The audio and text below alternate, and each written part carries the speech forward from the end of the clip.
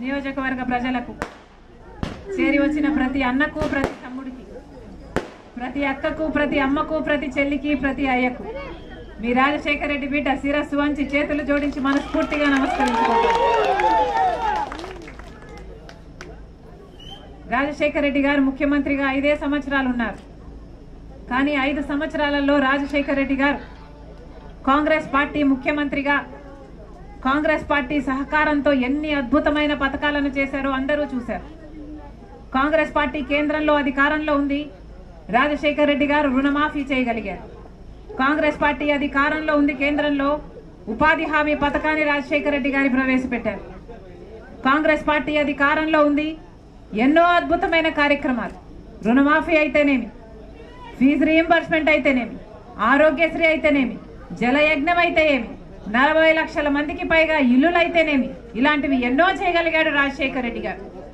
చెప్పాలనుకుంటున్నది ఏమిటి అంటే, రాజశేఖర రెడ్డి గారు కాంగ్రెస్ పార్టీ మనిషి. కాంగ్రెస్ పార్టీ అధికారంలో ఉంది కాబట్టే కాంగ్రెస్ పార్టీ ముఖ్యమంత్రిగా రాజశేఖర రెడ్డి గారు ఎన్నో చేయగలిగారు. కానీ ఇప్పుడు జగనన్న గారు ముఖ్యమంత్రిగా ఉన్నారు.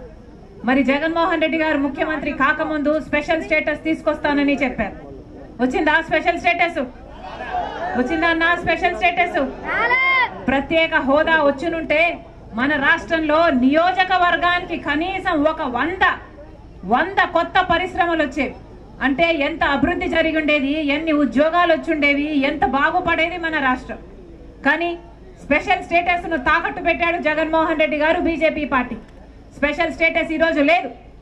పోలవరం ప్రాజెక్టు లేదు, రాజధాని లేదు, కడప స్టీల్ ఫ్యాక్టరీ లేదు, కడపకి బెంగళూరుకి రైల్వే లైన్ రాజశేఖర రెడ్డి గారు ఉండుంటే ఎప్పుడో అయిపోయేది. ఇలా ఒక్కటంటే ఒక్కటికి కూడా అభివృద్ధికి నోచుకోలేదు మన రాష్ట్రం. ఇవన్నీ ఒక ఎత్తు అయితే, ఈరోజు రాజశేఖర రెడ్డి బిడ్డ కడప పార్లమెంటుకు పోటీ చేయడానికి కారణం అదే జగన్మోహన్ రెడ్డి గారు. ఎవరైతే రాజశేఖర రెడ్డి గారి తమ్ముడు వివేకానంద రెడ్డి గారిని హత్య చేశారో, మళ్ళీ ఆ హత్య చేసిన వాళ్ళకే జగన్మోహన్ రెడ్డి గారు మళ్ళీ ఎంపీ టికెట్ ఇచ్చారు. ఇది ఎంత మటుకు సబబు అని అడుగుతున్నాం. దోషులు వాళ్ళు అని సిబిఐ చెప్తుంది, సాక్ష్యాలు చెప్తున్నాయి, ఆధారాలున్నాయి, వాగ్మూనాలున్నాయి. ఇలాంటి అన్ని ఉన్నప్పటికీ కూడా ఈ రోజు వరకు కూడా హత్య చేయించిన వాళ్ళకి, హత్య చేసిన వాళ్ళకి ఇంకా శిక్ష పడలేదు. అంటే జగన్మోహన్ రెడ్డి గారు అధికారాన్ని అడ్డు పెట్టుకుని వాళ్ళని కాపాడుతుండడమే కారణం. ఇదంతా ఒకటైతే ఈరోజు కడప పార్లమెంట్ సీటు మళ్ళీ వాళ్ళకే ఇచ్చారు జగనన్న గారు. అంటే ఇక అహంకారం కాకపోతే దీన్ని ఏమనుకోవాలి? అధికారం ఇచ్చింది ఎందుకు? అధికారం ఇచ్చింది జగనన్న గారికి స్పెషల్ స్టేటస్ తీసుకొస్తారు. ఓట్లేసింది ఎందుకు? పోలవరం ప్రాజెక్టు కడతారని. ముఖ్యమంత్రిని చేసింది ఎందుకు? రాజధాని కడతారని. కానీ అధికారాన్ని, ఆ పదవిని ఈరోజు జగనన్న గారు హంతకులను కాపాడడం కోసం వాడుతున్నారు. అంటే ఇది దురదృష్టం కాకపోతే ఇంకా ఏమిటి? ఇది దుర్మార్గం కాకపోతే ఇక ఏమిటి? ఈరోజు రాజశేఖర రెడ్డి బిడ్డను నేను ఈ అన్యాయాన్ని అడ్డుకోవడానికే ఈరోజు రాజశేఖర రెడ్డి బిడ్డ కడప ఎంపీగా పోటీ చేస్తుంది కాంగ్రెస్ పార్టీ తరఫున. మళ్ళీ హంతకులు గెలవకూడదని, మళ్ళీ హంతకులకు చట్ట సభలకు వెళ్ళకూడదని రాజశేఖర రెడ్డి బిడ్డ ఈ నిర్ణయం తీసుకుంది. ఒకవైపు నేను రాజశేఖర రెడ్డి బిడ్డనున్నాను, ఇంకోవైపు రాజశేఖర రెడ్డి తమ్ముడు వివేకానంద రెడ్డిని హత్య చేసిన అవినాష్ రెడ్డి ఉన్నారు. ఎవరిని ఎంచుకుంటారో నిర్ణయం మీ చేతుల్లోనే ఉంది. ఒకవైపు న్యాయం కోసం నిలబడ్డ నేనున్నాను, ఇంకోవైపు అధికారాన్ని వాడుకుంటున్న అవినాష్ రెడ్డి ఉన్నాడు. ఒకవైపు ధర్మం కోసం నిలబడ్డ నేనున్నాడు, ఇంకోవైపు డబ్బుతో అధికారం పొందాలనుకుంటున్న అవినాష్ రెడ్డి ఉన్నాడు. ఎవరిని గెలిపిస్తారో నిర్ణేతలు మీరే. ఒక్కసారి ఆలోచన చేయండి. న్యాయం అన్నది గెలవాలి అంటే ప్రజలు దాని పక్షాన్ని నిలబడాలి.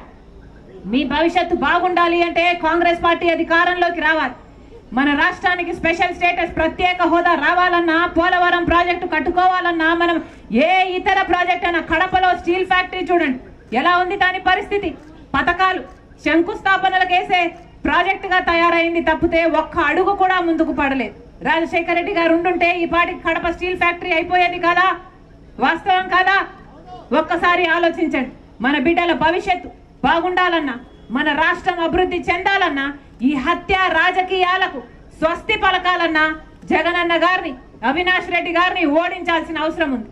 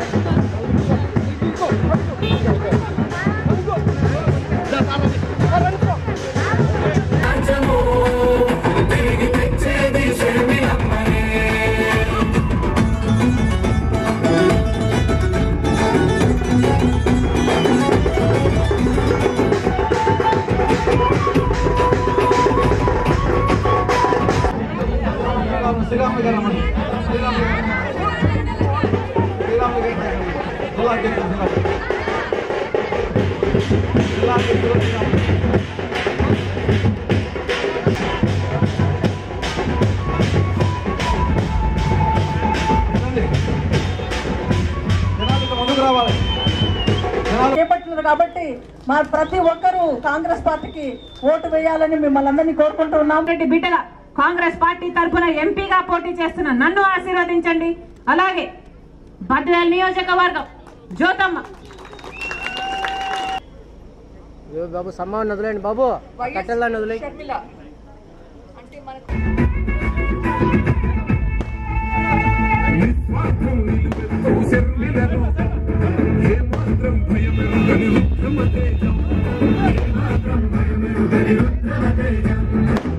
ఉన్న